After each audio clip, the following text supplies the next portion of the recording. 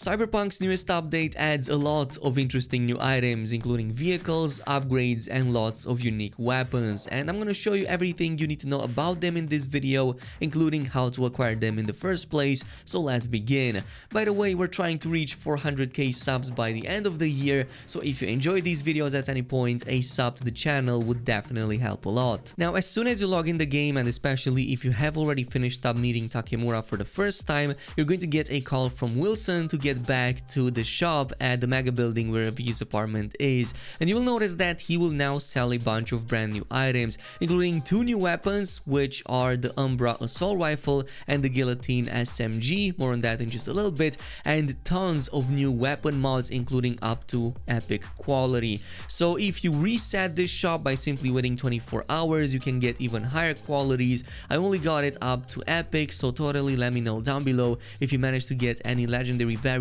of the 2 weapons. Now, both of these are extremely strong, but the Guillotine SMG is definitely coming on top. It comes with some huge bonus damage to headshots, it has pretty decent chances to poison on hit, and of course it's also a power weapon, which means Ricochet gets additional bonuses. Meanwhile, the Umbra is a little bit on like the weaker side, especially compared to the Guillotine. It's still a decent weapon with a large magazine and a huge rate of fire, and it still has huge bonuses to headshot damage, but this time around it has a chance to apply bleeding instead of poison. And of course, you should definitely also pay attention to some of these brand new weapon mods of epic quality that you should be able to find at Wilson again. Specifically the RC7 attachment that's going to increase your weapon damage by another 17%, which is going to come in quite handy. And there's plenty other mods in there that are super powerful. One of my favorite is the newly added Handyman scope, but there's other epic quality scopes out there that will further increase your weapon range. But enough with that, let's also talk about some free new rewards, including a new vehicle that you can get by simply finishing all of the side objectives for Dino Donovic in the city center. Basically, all of the fixers in Cyberpunk 2077 will now feature an additional reward once you finish all of the gigs that they have in their respective territories. You can check that, by the way, by simply hovering over their icons, which will indicate how many of these you have completed and how many you still have left. In the case of Dino, it's just 5 of them, but once you have done that, you're going to notice that he will give you a brand new gig called Gas Gas Gas. It's pretty simple. All you have to do is to simply head over to the marker, which should be really close to V's apartment, and you can go ahead and claim for free this brand new 640 TS Type 66. I'm not going to lie, I have a weak spot for Quadras in general, and this one looks absolutely stunning with the green color tint, and also comes with some nice stats in the horsepower and weight department. Coupling it with the changes that CD Projekt Red has done to driving, this one is going to be a dream to drive on the roads of Night City and even outside of it.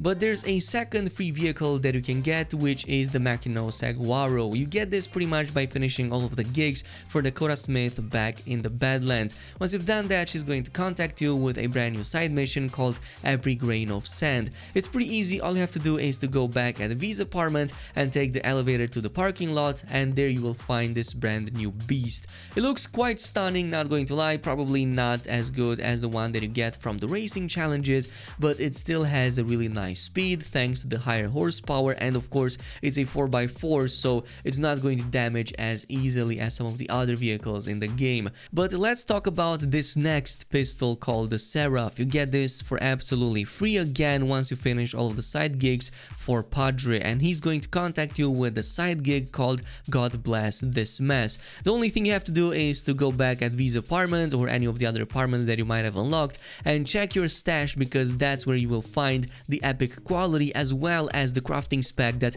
will let you craft this all the way up to legendary quality. What makes this weapon so amazing is its passive skill, so every subsequent hit that you do against targets will increase the chance to set that enemy on fire, and while these targets are on fire by that ability, your bullets will inflict additional damage against them. It's overall an amazing synergy, and it also comes with a maximum headshot damage multiplier of plus 150%, making it extremely deadly against the rebalanced combat that has been a part of update 1.5. Also, since it's a power weapon, you can definitely go ahead and use ricochet bullets. In fact, you also get a pretty hefty bonus for that and increased damage against against targets when you use ricochet bullets. And I would also say that it's an amazing looking gun with a skin on it that definitely reminds me of the one that Jack uses and you can also get your hands on.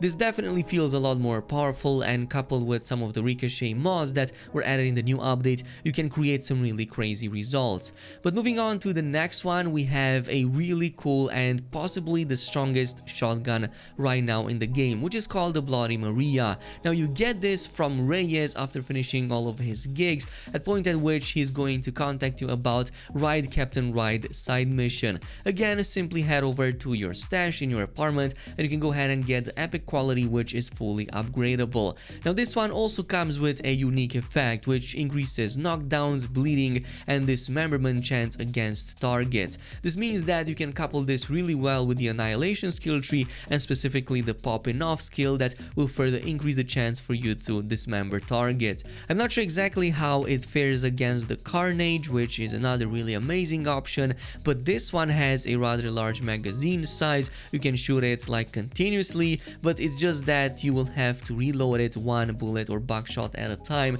which will take quite a bit in combat situations. And this brings us of course to one of the final weapons on the list that you get from Byakko after you finish all of her gigs, and you get the Professional Widow side quest that again gives you the weapon in the same way from the stash. And this time around it's not a gun but rather a really awesome katana that also has its own unique animation when you cast it from your inventory or when you just equip it. It's called the Byakko, and of course at the legendary quality it comes with an amazing bonus effect which lets you pretty much lunge at the enemy when you're a little bit further away and using an attack against them, which acts as a pretty nice gap closing ability. I don't think there's many katanas in the game that can do that, if any at all. It also has an increased bleeding chance of 35%, so you can totally couple this with a bleed build to further disable enemies and take them down even easier. Right now, compared to some of the other katanas in the game, also craftable,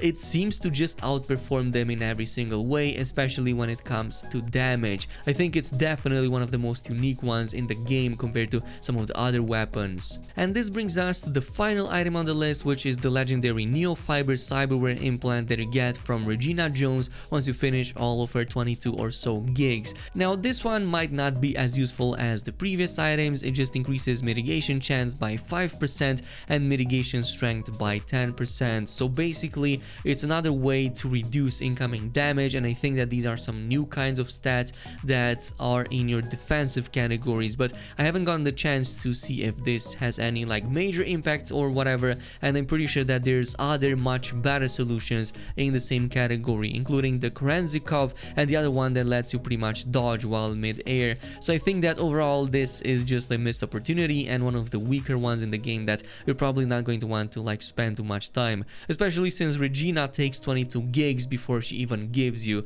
this one. So I think it should definitely be changed for something way better. But this is it with all of the brand new changes and of course all of the brand new secret items. If you found anything new or something that I did not cover, totally let me know down below in the comments.